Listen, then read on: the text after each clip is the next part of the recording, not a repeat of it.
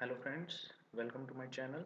My name is Vikhor Garg and we are going to discuss something about UGC NET today, and we are going to discuss about everything that we need to know before applying for UGC NET exam.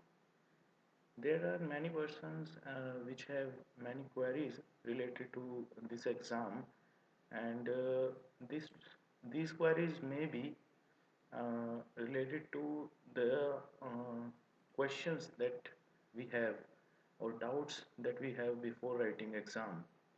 So mainly these questions relate to what is UGC NET exam, who conducts this exam, who can apply and when, what is the difference between NET and JRF exam, uh, whether we should apply for UGC NET or both, and what is the cutoff and how it is calculated. This video deals with this question and the answers related to it.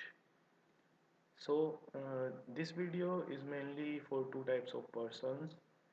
The ones who are new to the concept of the UGC NET, and the ones who are already appearing for the exam but have some doubts related to it.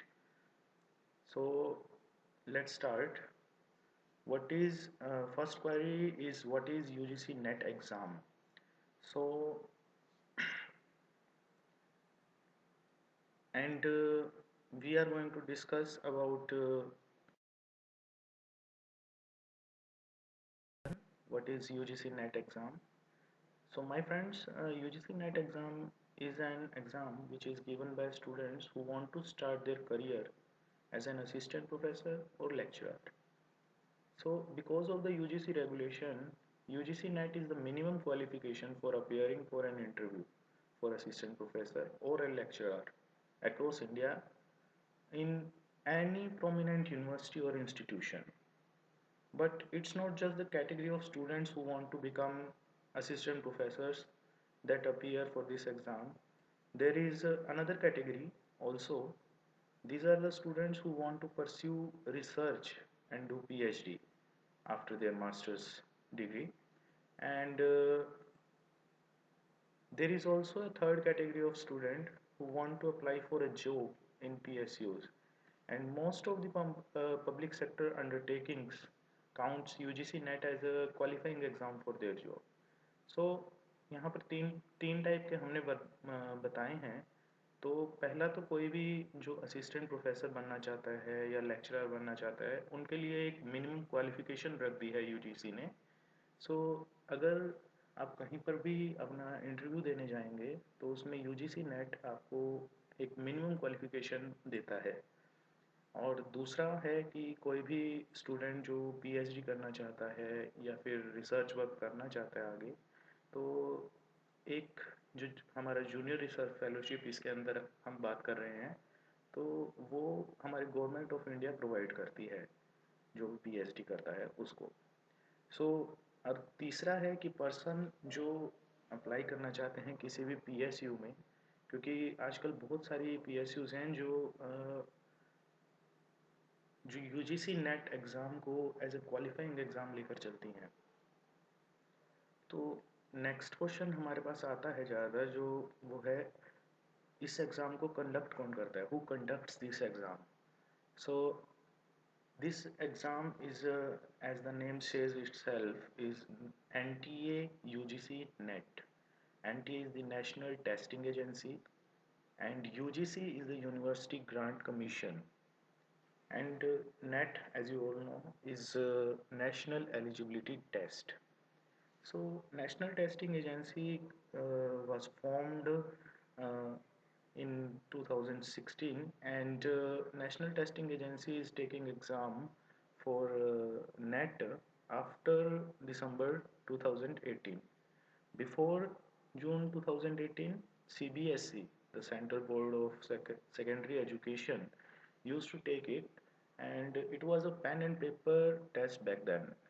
But now NTA take computer based online test, and हुआ ये है कि अब NTA बहुत आसानी से paper ले लेती है, रिज़ल्ट बहुत जल्दी आ जाता है. पहले रिज़ल्ट बहुत लेट आता था, JRF लेटर जो इशू होते थे वो भी बहुत लेट होते थे। तो बहुत ही स्मूथ काम हो गया है अब से। सो अगला क्वेश्चन जो हम डील करते हैं, the next question that we are dealing is the difference between qualifying NET and qualifying JRF। So हमारे पास यहाँ पे हमने एक ग्राफ बनाया है। ग्राफ से शायद थोड़ा अच्छी तरह से हम डाटा को इंटरप्रेट कर पाएंगे यहाँ पर। सो इसमें हमारा डिफरेंस जो हम देख रहे हैं, जो आप यहाँ पे देखेंगे, स्टूडेंट्स नॉट क्वालिफाइड, यहाँ पे हमने एक ग्राफ बनाया है। एक तरफ है नंबर ऑफ स्टूडेंट्स और दूसरी तरफ है मार्क्स परसेंटेज में। तो यहाँ पे एक कट ऑफ गई है नेट के लिए। जो नेट की कट ऑफ गई है उससे नीचे वाले बंदे जो भी है व्यक्ति, वो स्टूडेंट क्वालिफाई नहीं कर पाया है। लेकिन कट ऑफ जो नेट से ऊपर जाती है वहाँ से नेट क्वालिफाई कर लेता है जो भी व्यक्ति है। इसके बाद जो कट ऑफ हमारी JRF की जाती है वो नेट की कट ऑफ से थोड़ा सा ज़्यादा जाती है। अब ज़्यादा गई है तो इसका मतलब ये है कि कुछ बंदे ऐसे भी होंगे जो नेट क्वालिफाई कर लिया है जिन्होंने, लेकिन JRF क्वालिफाई नहीं कर पाते हैं। ठीक है। तो जो JRF की भी कट ऑफ क्वालिफाई कर लेते हैं, ये वो स्टूडेंट होते हैं जो JRF के साथ साथ नेट को भी क्वालिफाई करते हैं। ठीक है। Also the cut off for JRF is higher than NET only. अब ये आपको यहाँ पर समझ आ ही रहा है एक ग्राफ से जो हमने बनाया है कि कट ऑफ जो JRF की जाती है उससे जो आगे व्यक्ति ने क्वालिफाई किया है जिस भी ने, तो these are the students who qualifies net as well as JRF, and mostly these are the only the 6% of the merit list। ठीक है। हमें आता है वो आता है कि सब्जेक्ट्स कौन कौन से हैं इसमें। तो एक candidate can write this exam only in subject of their post graduation. जो भी आपका पोस्ट ग्रेजुएशन का सब्जेक्ट होगा आप सिर्फ उसी में क्वालिफाई कर सकते हैं। और अराउंड 95 सब्जेक्ट्स हैं जिसके लिए UGC नेट दिया जाता है। और इसका लिस्ट जो आपको अगर चाहिए तो वो डिस्क्रिप्शन में मैंने डाल दिया है, तो आप देख लीजिएगा वहाँ पर। इससे अगला क्वेश्चन मेनली जो पहुँचा जाता है वो है कि हम अप्लाई कब करें और कहाँ पर करें। ठीक है। तो कहाँ करना है उसका भी लिंक मैंने डिस्क्रिप्शन में डाल दिया है। और कब करना है, अभी 15 जून तक की डेट दी गई है। 15 जून तक आपको अप्लाई करना पड़ेगा। और एग्ज़ाम शायद अभी कोरोना के कारण शायद नहीं बताया गया है। ठीक है।